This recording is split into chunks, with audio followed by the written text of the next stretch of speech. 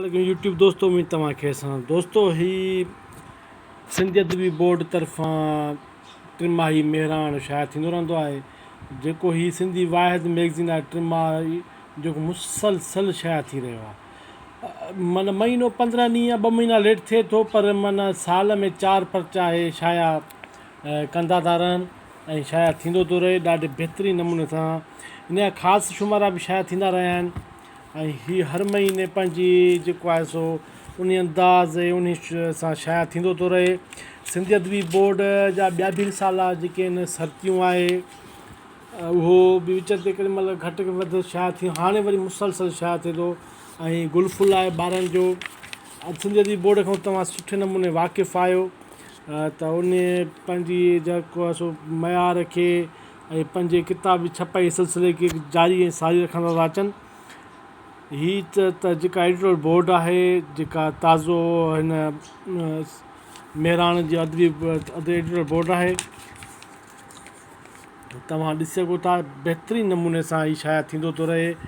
असांखे उमेदूं आहिनि त इहे ईंदड़ बि सुठे नमूने शाया थींदो रहंदो ऐं सिंधी पढ़ंदड़नि खे सुठे मवाद सां गॾु सुठो जेको आहे सो मयार मवाद ॾींदा रहंदा।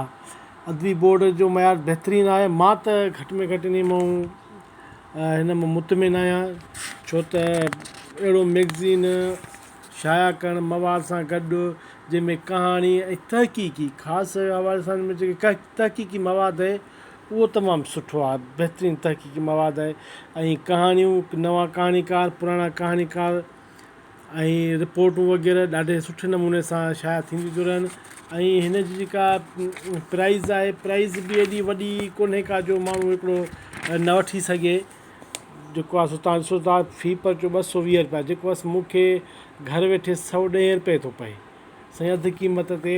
ऐं हिन जा जेके पेजिस आहिनि माना 250 300 खां जेके एतिरे लॻभॻि आहिनि 200 जेको आहे सो 34 35 पेज आहिनि।